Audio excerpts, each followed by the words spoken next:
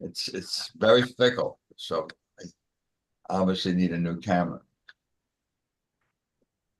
I hope it's just a camera. I like Mine good too. morning, I'm going everybody. through the same thing. Hi, Lynn. Good morning. We're here for Thankful Thursday. We have Sharon and Lori and Dove, and I'm turning this mic over to you.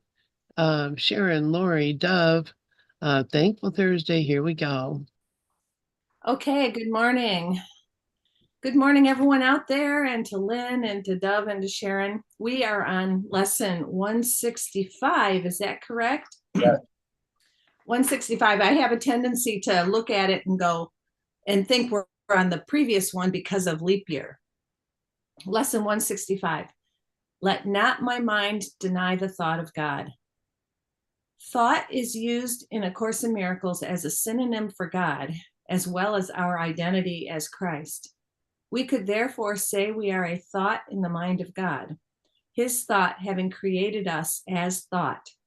Thus, in this lesson, we are asked not to deny God our source, nor to deny our identity as his son. That's Ken Wapnick's commentary. And then the first paragraph says, what makes this world seem real except your own denial of the truth that lies beyond? What but your thoughts of misery and death obscure the perfect happiness and the eternal life your Father wills for you? And what could hide what cannot be concealed except illusion? What could keep you from what you already have except your choice to see it not, denying it is there? So this commentary that Ken had, that we are a thought in the mind of God, his thought having created us as thought. There's a line in the text that says, you have difficulties seeing yourself as a thought or identifying yourself as a thought. And definitely we do, because that thought idea has been one that has gone in and out with me for years. And when I am able to embrace it, it is very freeing, extremely freeing, because anything that is form is going to die. But a thought can never die. I mean, we can dismiss thoughts as unreal. The ego thought system is one big whole unreal thing, but the truthful thing, what is real cannot be threatened. What is unreal does not exist. Herein lies the peace of God. So when my loved ones have died, and I'm thinking, where are they? Where are they? Well, they are thoughts in my mind. They are thoughts in the mind of God, and they are eternal in that way. So I had asked my former partner who dropped his body last August, I said, where are you? And he said, where am I? Everywhere. There is no world. If you can get this, you can be free of the belief in loss. Because I have been determined to be done with the belief in loss. But every time I think that I am Lorri, then I am absolutely going to believe in loss, because I think that I'm a body. I think that I'm form. And not only is this form going to die, which doesn't bother me at all, but it bothers me when the other forms appear to die. But when I know that I am mind and they are projections of my mind, of the one mind, how can we be separate? We can't be separate. And so those thoughts can be symbols of either love or fear. So they're a symbol of fear if I think, oh my God, my loved one is going to die, or my loved one has died.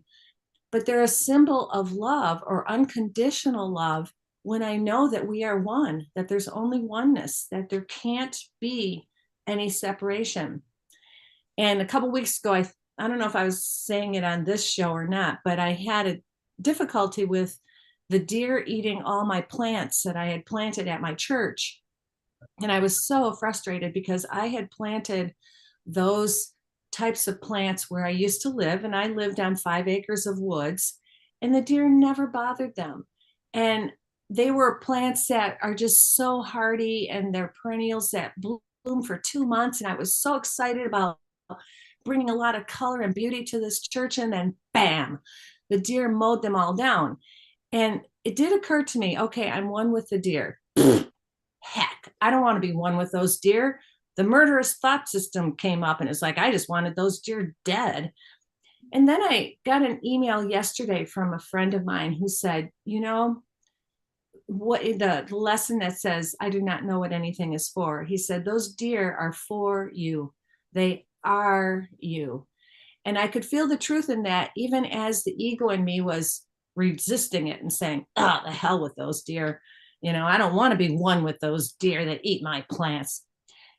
But he's right in terms of they are for me because, again, forgive it, let go, stop thinking that you're doing anything in this world. I was enjoying the creative process of planting this garden, designing this garden, etc. And then I felt like the deer took that away from me, but they didn't. It's just like, let it go. I thought I was Lorri and I thought I was contributing to my church. Well, that's an ego separation. It's just, so when I was able to look at it and let go, what ended up happening is they stopped eating these other plants that I had planted, and then they focused on these other ones. But I just let go, and I said, you know what? Fine. And I stopped working so hard. I was working my butt off. Well, I always do that every planting season, every spring. But I stopped planting new plants. I stopped worrying about it. It's like, oh, okay, well, I'm free. But the point being that the deer are there for me to forgive yet another thing. Because I actually fell into a mini depression for one day. Like, what the hell? This is hopeless. And the deer showed me that cycle of hope and despair, like, go, go, go, go. I'm doing something positive. I'm doing something creative. This is fun. I love it. I'm enjoying the world that I think I hate this time. And then bam, the deer go and eat it all. And then I go, see, nothing in this world lasts. But the point was, I had said, I want to be past this cycle of hope and despair. Well, the deer gave me that opportunity. And so when I just said, okay, so you just live, every moment. You don't expect an outcome, even though you just, you might want a certain outcome, but you live and you can be in joy every moment. And that's what this deer taught me. And I drove up to the church the other day, and there, right in the middle of the day, was the deer standing right next to my garden. I'm like, oh, I hate you. But what it also showed me was I can let go fast. Like, I was really, really mad. And I'm thinking, I shouldn't be swearing on church property of all places. I was just like, rah, rah, rah, rah. And I'm like, nope, I do not want to add this type of energy to the church. And so I stopped. And so the deer showed me, one, I can live and let live. I can let go of despair. I can stop being in a rage very quickly. So the deer were there for me. So let not my mind deny the thought of God. I'm a thought of God. The deer are a thought of God. The plants are a thought of God. It's just all thought. And they can be, the thoughts are neutral, right? Well, I have no neutral thoughts. The thought itself is neutral, but then we choose Holy Spirit's interpretation or ego's interpretation. Ego's interpretation is going to be death, loss, fear, rage. Holy Spirit's is, it's all good. It's all fine. We are okay. So I'm going to turn this over to you, Sharon, because Dove likes to go after both of us. I didn't say that. Oh, you said that you did. You say you did say that? No. I said, I like to go after you is what I said. Oh, after me. Well, then I'm turning over to you. That's okay. Sharon, go ahead. No, I don't want to. Go ahead. Go ahead, Dove. Sharon, go ahead. I'm probably not ready. That's right. Well, I just want to say it's always about my brother. It's not about me ever. When we look through vision, we see that the only thing we see in this world is absolute peace, joy, love. And the vision, Ken will say that this lesson is about vision. And the thing that Ken teaches and over again is that it's not about me because there's no me. It's just about the sonship. And what is the sonship? This is a reflection. This is a bridge to heaven. right? So the Holy Spirit is really what we are here in this dream. And a lot of course teachers say, well, we're the Christ, and that's okay. They're just words. But Christ never left heaven. Christ is in heaven where we are. The character that I'm playing has nothing to do with what's going on this is reality, that it brings us to a reflection of reality, but it's not reality. So what's happened to this mind is that so much of the egoic thoughts and beliefs are falling away. And there's just been a lot of shifts, and I see only vision now, except I do see objects. And I really think that what I've come to see is there's only one awakening. It's not whether you wake up or I wake up, because the me wants to wake up because it wants to be special. And that is the problem with this world. The me wants to be special and it wants to be important. And when we realize there's no me, it's just this oneness that is parading as a play in a very small part of the domain of the ego. And we take it as reality because of the conditioned mind. But when we realize that we are really whole, complete, and never left God, what happens to our character becomes meaningless.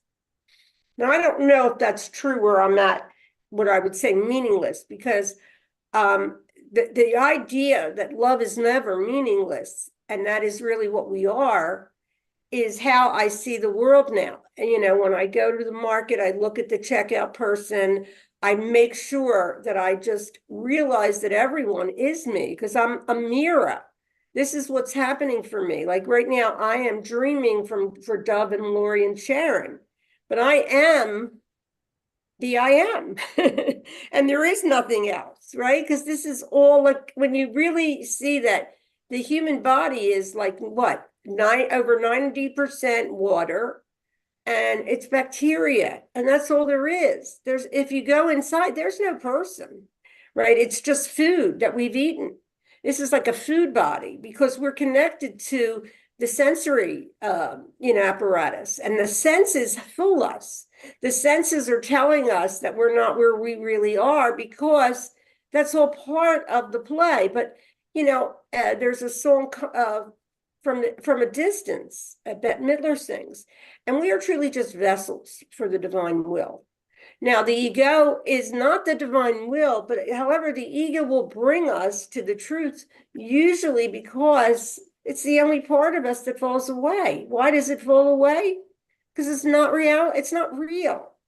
It's just a screen. Like in the dream, we're the screen, and the persona or the people in it are just objects, So as far as being interested in talking about, anybody that's seemingly out there, right? That is just also part of the dream, because there's only God. There's only formless being. And the object consciousness that we're mesmerized from is absolute meaningless. So every part of politics is fallen away. I could care less about, I'm sure I would like everybody to end up, feeling good, because that's just a natural thing that love does.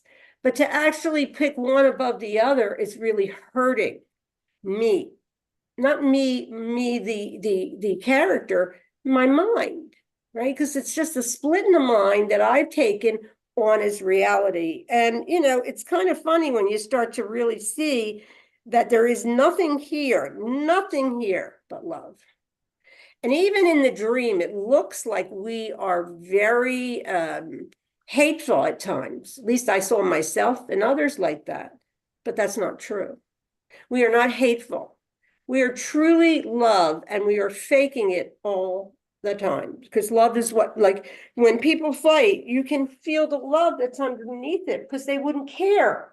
But the being right seems to want to take the effect and saying, I just want to be right. But being right is really a booby prize. That's not giving you anything. It's all about unconditional love for your brother. And when you see another, it's about them. Because you see, anything I see is me. So if I don't see my brother as love, then there you go. I'm stuck in the dream again. And the dream is absolute hell.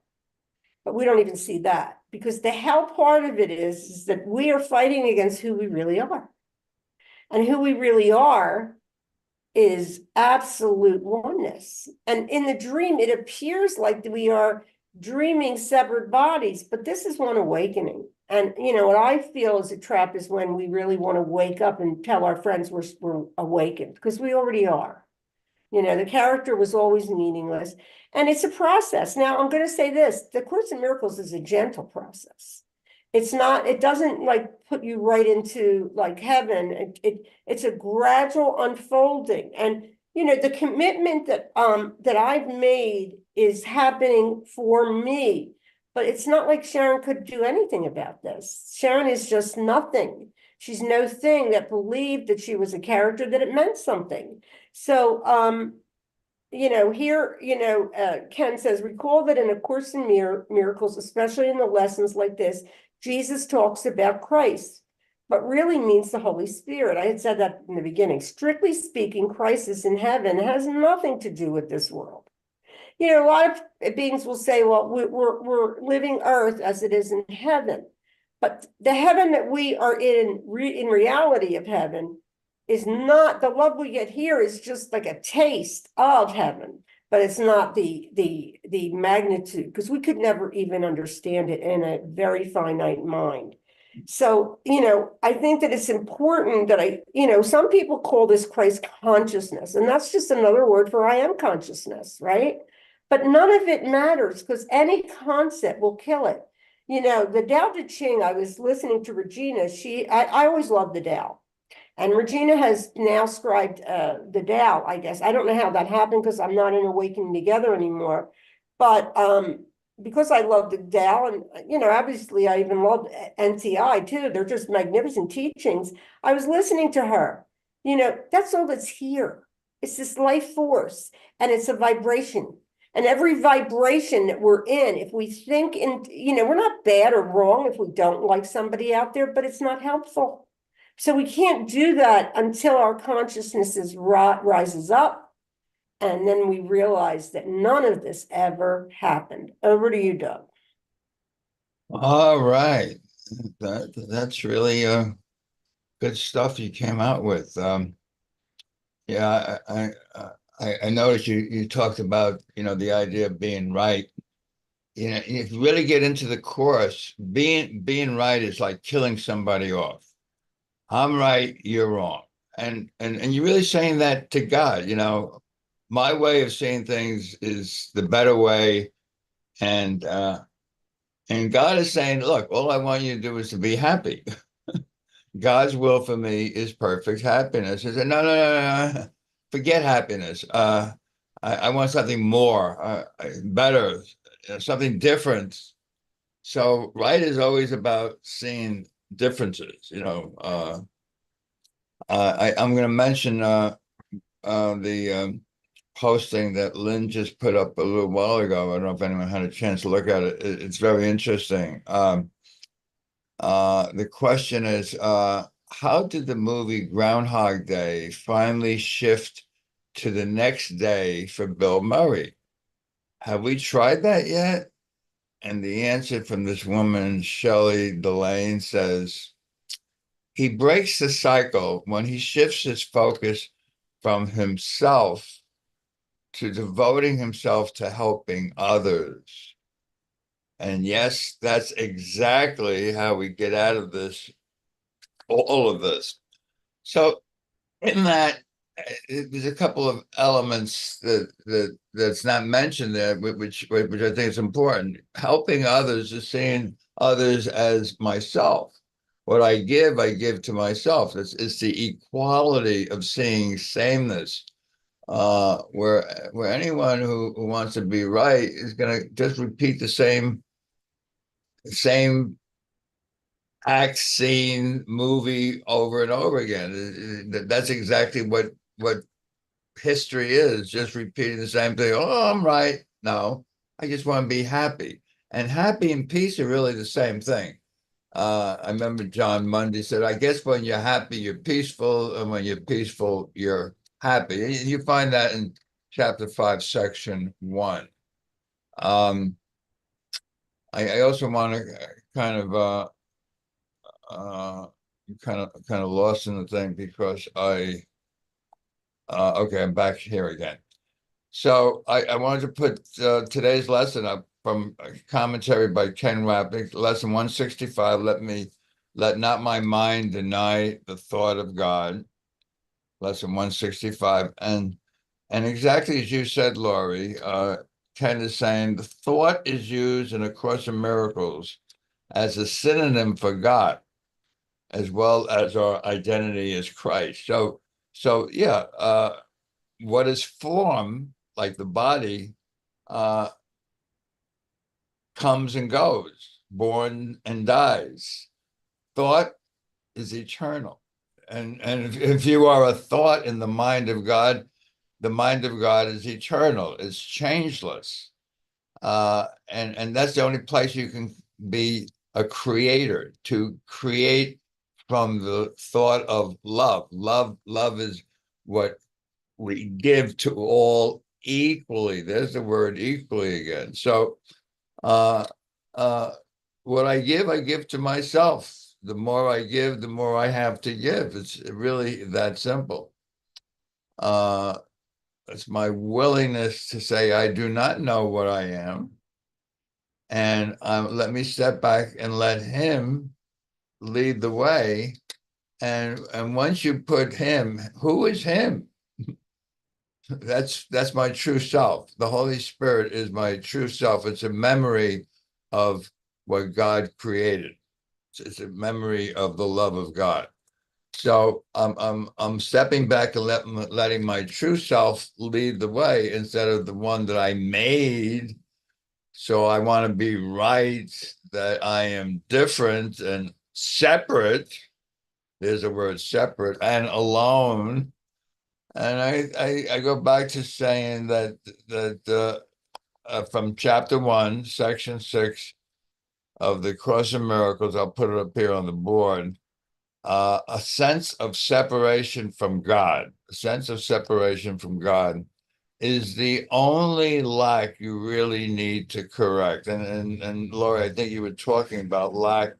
You said, I'm determined not to uh, uh, experience lack again. Well, you can't experience lack if you remember that I and the Father are one and the same.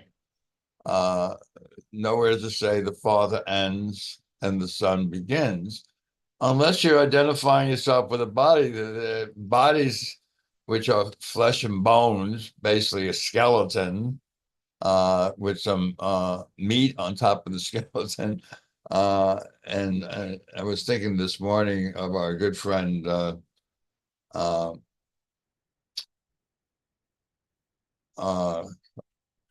can't even think. I can't. Well, early Alzheimer's has come on. So he used to say, probably Lynn could help me with this.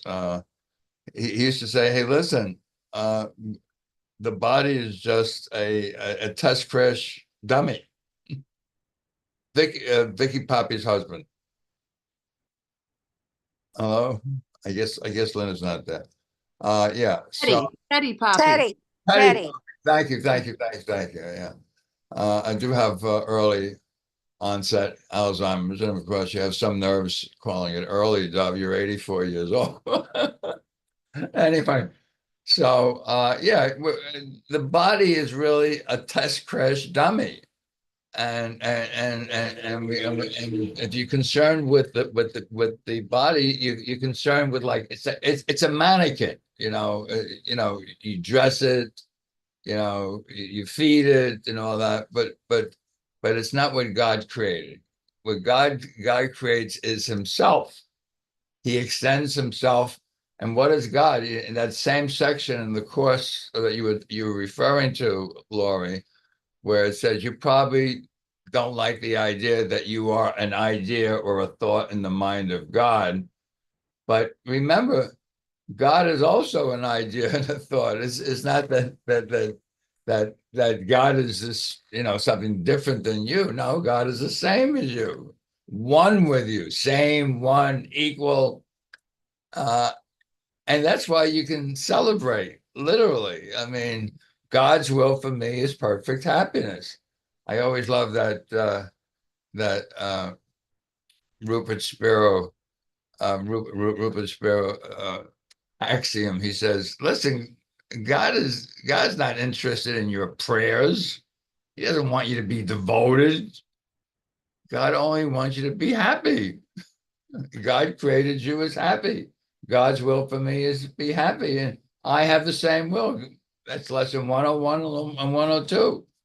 So, as long as I'm in fear, I'm saying I don't want to be happy.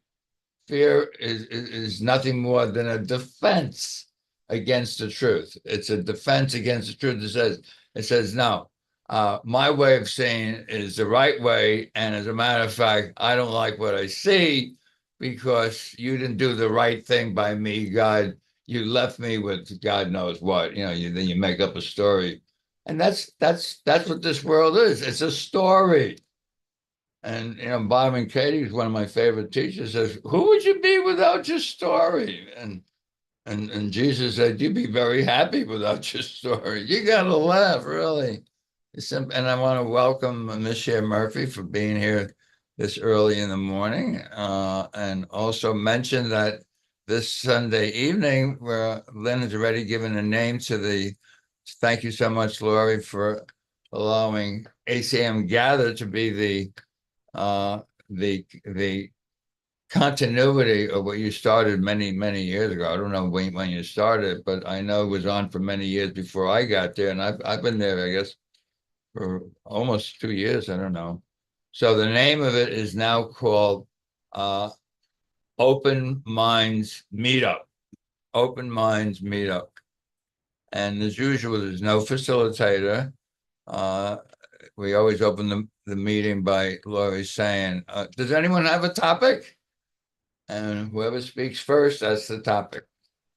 So with all that said, all are invited, all are welcome, always, always. Turn the mic on over to you, Lorri Coburn. Thank you, Dov. Okay, so several things I wanted to comment on. First, Sharon, Karen, welcome this morning. And Cher's been coming to Sunday night, and Karen comes once in a while. And I started that group because I wanted to keep in touch with my friends I made in Mexico. And that's how I've done it. So there is no facilitator. Everyone who comes to that group is pretty well grounded in non-duality.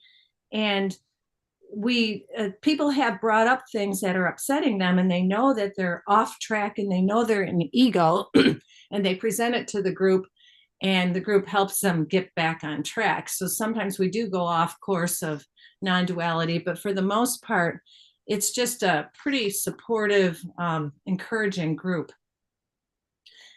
Sharon, what you were saying is really, really cool. And I love listening to you. Oh my gosh, it's so encouraging to me because you and I go way back to when you started before me, and I started in 2011, and we were both nuts back then. And now you're just speaking truth, and it's genuine. It's not fake. It's not just intellectual talk, and it feels so good. And when you say there's nothing here but love, I have to say that when I'm in the correct space, when I have meditated, when I have focused on God, when I am vigilant for God and his kingdom, I know that. But there's a lot of times I still think I'm Lorri more than I like, but it's shorter and shorter. And what you were saying about the me that wants to wake up because it wants to be special, I had noticed a tiny little bit of that creeping into what I was doing at the church, because people were saying, "Oh, it looks so good. Thank you so much for doing this." And I was aware of it. I could see that there was a tiny little bit of specialness there. Not really, because I'm not doing it for accolades, but where the specialness came in was this is something I enjoy in this world, and those deer are taking it away from me. So it's that special hate relationship that if not for those deer. And Lynn, I saw that you put a chart of deer resistant perennials on the board. And the thing is I had picked deer resistant annuals and perennials, and they ate them anyway. And that's why I got so upset, because I had planted these for years, and they never they never ate them. So it's like, yep, see, this world sucks, right? And I didn't want to keep that as my old story, the story of, everything goes to hell here. And I had been praying about letting go of that belief. So yeah, everything does go to hell here, but that's okay, because that's the way it's designed, and I don't have to get upset about it. So that's the joy and the beauty of the lesson. And then, Dov, you were talking about thought being eternal, and that's the only way, we can know ourselves as eternal. And Sharon, you were correct in saying that the Christ self has never left heaven. I like to use the Christ self as knowing that that's what I am, but it's not the same as like walking this earth. But it is something that I can relate to, because I can relate to Jesus, and I relate to Mary Magdalene. And those are my icons, the epitome to me of the evolved human being, and it helps me. But Dove, as you were talking, I had a recognition, and I'm not sure if I've ever had it before. And you were talking about specialness and us being different from other people, thinking we're different from other people. And my brother flashed in my mind. And my brother, I've mentioned him before, he's 1 year younger than me, and I was the superstar and he was the failure. So I was the valedictorian, he was the drug addict type of thing. And those are just roles. They are just roles. And I remember when I read in chapter 18, section 7, I need do nothing, when it says everyone will get there in his own way, in his own time, I was so relieved, because I thought of my brother, and it had always hurt me really bad seeing how he is. Well, it still hurts me, because he doesn't appear to be doing very well in form. He's got rotten teeth, almost no teeth. He lives icky. I mean, he's not drugging anymore. He still drinks, but he lives in an icky situation, smoker, and he's just down and out. He's still a down and out kind of person. And when you were talking, Dove, it was like, oh my gosh, wait a minute. There is no my brother. I've made him up. There's no separation, because that's one of the areas I've most clearly felt separation. Like, I wish I could help him rise up, and I can't. But that's a separation thought. When I know that he's okay, we're all okay. He's not even him. That's just a dream figure. I don't have to be upset about that dream figure looking like it's not doing well, and feel guilty because I am. Well, only if my brother would only choose the way I'm choosing, he'd do better too. Those types of thoughts that are actually not real, and they don't make any sense, and they do in the world's way, but those are just judgments that separate. And so I had that thought while you were talking, Dove. It's like, oh, thank you. Oh my gosh. I mean, it's so interesting to me how we can be so blind and so caught up in the ego thought system, we don't even see we're doing it. Because I see it with a lot of people, but I'm not sure if I've ever seen it with my brother before. Maybe I have, but I just keep forgetting, because that's such a strong, special relationship. And so, Karen, you said your brother is playing his part perfectly. Thank you. You're so right. And what's so funny is that of all my family members, my brother is the one I can talk to most about spiritual matters, and he gets it more than anyone. And I found that a lot when I was doing psychotherapy counseling in clinics. I worked with a lot of substance abusers, and I loved them, because substance abusers know they're screwed up. They know that this world is tough, and they don't try to put on this face, this fake face. And Sharon is sitting there clapping. I felt like the substance abusers were real. And even though I wasn't a substance abuser, I had my own addictions, and I could relate. I could just feel what they were feeling and relate to them. And I just loved them. And then Lynn, you're put on the board. LOL, the deer changed to allow your plants to nurture them.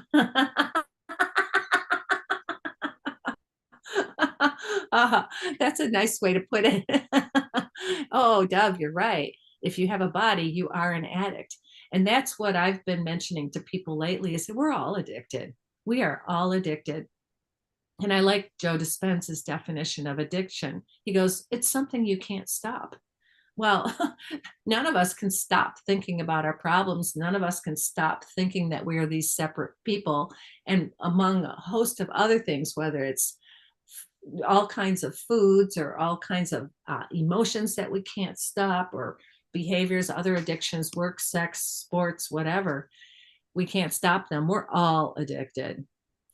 And the one last comment I want to make before I turn it over to Sharon is, I don't believe in early onset Alzheimer's. We're not these bodies. We are thoughts in the mind of God. Does God have Alzheimer's? No. And I wouldn't want to give that any credence or believability, because the body, you know, sickness is a defense against the truth. I am the Holy Son of God himself. And one of the things I like to repeat often, or every day, I visualize or imagine myself as light. I don't even have to visualize that. That's just the truth. We are the light of God. I am the light of God. And so in place of the body, I see light, or just see the body filled with light, knowing that it's a projection from my mind, and reminding myself, I am as God created me, and I am perfect. My mind is perfect. I am whole. My mind is light. My mind is light without opposite, love without opposite, joy without opposite. Therefore, my healed mind can only project a perfect body, you know, in the sense of the body doesn't even exist at all. And I just keep my focus on the mind. And the meditations I've been doing with Joe Dispenza are so in line with A Course in Miracles, because he says, don't even think about the body. Don't even put your focus on the body. The body is not even it. It's all mind. It's all mind. And you will not heal the body by even looking at the body or thinking about the body. The body only gets healed when you go into the mind of God. He calls it the quantum field. And that's exactly what A Course in Miracles says. So with that, I'm going to turn that over to Sharon.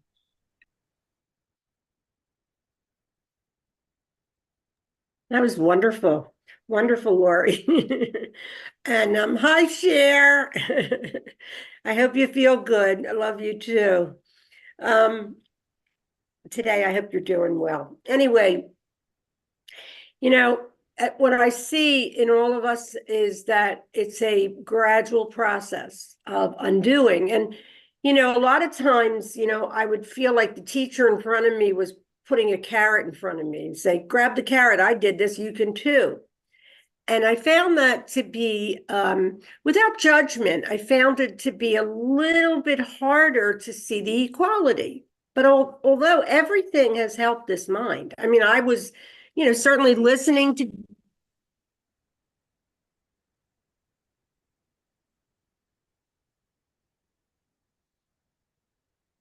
Hello, We lost you, Sharon. Sharon.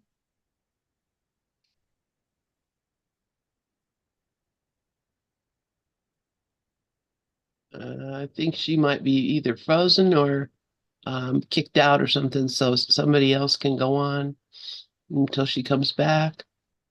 All right, Sharon, are you there? Okay. I'm glad you brought up the idea of early onset. First of all, for me, it wouldn't be early, but I'm going to mention a movie that I saw last Sunday, so I obviously wasn't able to talk about it here. This is Thursday, but I've spoken about it twice already this week, and I'm going to mention it again. It's a movie that stars Julianne Moore, and I always forget that name, so at least something's coming back to me. Julianne Moore. It was made a couple of years ago, about 10 years ago, and it's called Still Alice. And Alice is this brilliant woman who has started a whole field of linguistics, and she's considered the expert in the field, and she's like a world authority on children's learning. And she's in her 40s. She has a lovely family, and family. Some of the family can't get along with each other, but she gets along with everybody. And then all of a sudden, she receives this diagnosis that she does have early onset Alzheimer's. She's in her 40s, and she goes through the changes of since she valued. And this is the first time, Lorri, I heard that you're a valedictorian, so maybe you can resonate with what Alice was going through. She valued herself as an authority, and everyone went to her. She was the author of many books, etc. And she was a professor at Columbia University. And then all of a sudden, she realized that everything that she thought she was, she's going to lose. And of course, during the an hour and a half, 2 hours of the movie,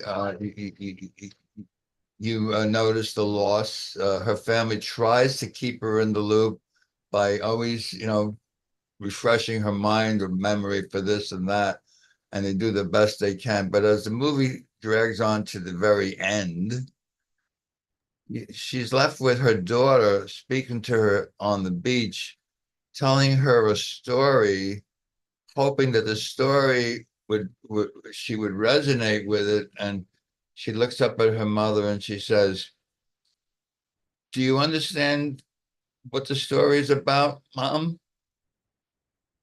And the mother is silent for about a minute and smiles the entire time, and then finally says, "Yes, it's about love."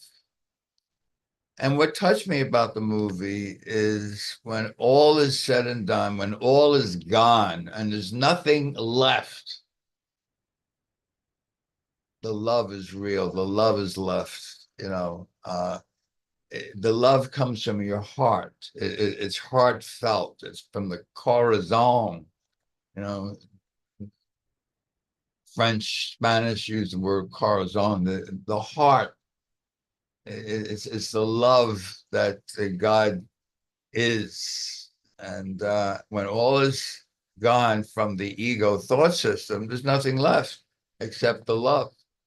I was listening to Amy Torres. Some of you know Amy, and I think she's a great teacher.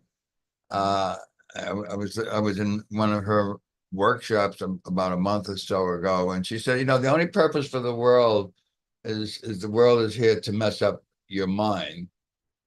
And so she has a Zoom session every Wednesday at 12 o'clock. And since we're off here on Wednesday, I attended her Zoom session, and she uses the word, she says, everything that I do is about deconstructing Amy, deconstructing Amy. And that's exactly what we're doing here. It kind of reminds me of that metaphor of Michelangelo sculpting the statue of David, which the statue of David's about 10 feet tall. And someone once said to Michelangelo, "How did you know that in this 10-foot block of marble, you were going to be able to make a David?" He said, "Well, no, David was always there. I just had to chisel away what wasn't David." And that's the same thing that Amy was saying, to find the corazon, the heart, the love, you have to chisel away what's not love. And that's pretty much what Ken Wapnick says about the Course. He says that you don't learn anything in the Course. This Course is about unlearning everything. We're deconstructing everything because nothing here is real. You have to let it go, question everything, question every value. And getting back to the thing of Alzheimer's, yeah, it would be nice if I remembered the name of Teddy Poppy, who Teddy and Vicky, I've been in the course for about 45, 50 years. Outside, Teddy and Vicky Poppy visited my house, visited Suzanne and me about 7, 8 times. Outside of one other person who lives in Connecticut, I can't even think of her name. Who did come to visit me. She was part of Gather way back about 12 years ago.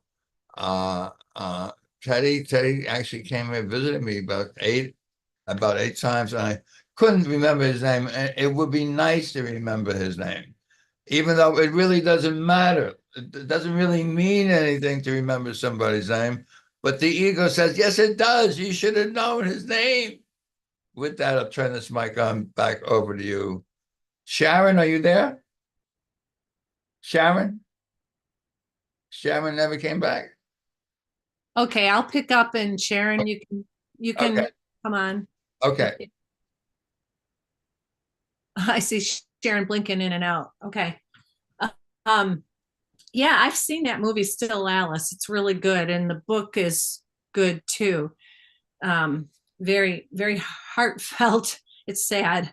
And when you lose everything, I think that's what we're all doing, is what you were saying, deconstructing Amy, deconstructing our separate selves. And the more we deconstruct our separate selves, the happier we are. In the past, I would never have mentioned that I was valedictorian, because I wouldn't want it to look like I was proud or whatever of that. And I've deconstructed that story so much that it's like, means absolutely nothing, because I was not the smartest kid in the class by far. I can think of a dozen kids in that class that were smarter than me. The reason I became valedictorian back then, that was before grade inflation, where everyone gets A's. Back then they didn't, but was because I was a perfectionist and I was obsessive compulsive. And the only way I felt any self-worth was to be perfect. And during senior year of high school, my parents were going through a divorce, and it was extremely nasty. And I remember thinking that I was not even going to go to my graduation ceremony unless I was valedictorian. And looking back on that, it's like, wow, look at that. You are perfect, or it's nothing. And that was the only way I survived. So it was a defense mechanism. It was a survival mechanism. And especially as I've gotten older and gotten away from stuff, it's like, I'm not smart. I mean, I'm smart. I mean, average smart, but I'm just average. So letting go of all of that and letting it go and recognizing, yeah, in the end, it is love. And I remember way back in my 20s, knowing that I had to be physically separated from this person. And I actually wrote that person a letter and said, at the end, all that's left is love. And that's why when someone dies, you forget all the crap. I mean, you may not forget it completely, but it doesn't matter, because all that's left is this love that you had with this person. And that thing about, when they die, they become a saint, it's like, no. So Sharon, I see that you're back. Why don't you take over? Well, I don't even know how far I got. I didn't know that it stopped working. The computer I have, I turn it off at night, and it's just not very cooperative. There's not much to say except, the the computer just got stuck, and it just, and here I am talking to all of you, and I'm like, wait a minute, is anybody there? Dov, are you there? And nobody's listening. And it's because nothing was working. So it's all good, right? Because we're just exercising our communication device right here, right now. We are really children of God. That's all it is to it. We could call ourselves God. We could call ourselves the creator of our dream. All of that is concept. Love is all there is. Over to you, Dov. Well, I'd rather go back to Lorri, since she was right in the middle. Get Lorri. I didn't know that because I didn't hear it. I was pretty done too. So Sharon, why don't you just take over? Okay, well, there's not much to say except that only love is real. Now, I'm sure most of you saw that years ago. You know, when Marianne came out with her first book, Return to Love, that just rung a bell in all of us. And that was probably in my 30s that I got that book. But you know, when we really see that everything here is really just a bridge to oneness, and we are just a reflection of heaven, we realize that this is all good, that everything that happens to us happens for us. And the happy dream is accepting everything exactly as it is. Over to you, whoever takes it. I don't know because my computer went out. I'll And make a comment. A comment that, you know, I almost don't have anything to say a lot of times anymore. Me And too. past relationship, I didn't talk a whole lot. And I used to talk and talk and talk and talk and drive the men crazy. Like men are always talking about women talk too much. Well, I hardly said anything. And I just basked in the presence of feeling the connection between this guy and me. And he didn't talk a whole lot either. And at first, the ego was like, this is boring. This is not a very good relationship. This is, you know, you should be talking about interesting things. And it was like, really? Because I don't value the words that come out anymore. And I noticed with him, it was like, is this really productive or am I just blah, blah, blah, blah, blah? And I decided I was blah, blah, blah, blah, blah. So I didn't say anything. So I'll turn this over to you, Dove. All right, yeah. So all this talk about love, and I think Sharon actually nailed it. You know, only the love is real. I mean, you know, you can talk about anything else. You know, that's just a story. It's just, you know, part of the dream. Yeah. Oh, yeah. It looks so real, doesn't it? You know, what's going on? No, anything that's outside of you is not real. It's a projection. And I was listening to one of Ken's. I actually bought the CD. The first time I bought a CD at any time. I mean, obviously, I used to buy a lot of CDs. I haven't bought any in recent times, but he has a workshop called "The Dawning of Consciousness." Is the end of oneness. So oneness is what's real. Love is what's real. The dawning of consciousness. And he says, you know, here in this world, we use consciousness. You know, he's very conscious person, very, you know, very aware. And he says the course doesn't use consciousness that way. And those of you who are familiar with the course, it says consciousness was the first fall away from oneness. It's like a falling down. We became conscious of something. And when you become conscious of something, it's outside of you. And that was the birth of perception. And now perception is only perception is a interpretation. Who is your interpreter? Who is telling you what it is that you're looking at? If it's the ego, he says you better watch out for that person. He doesn't like you, really.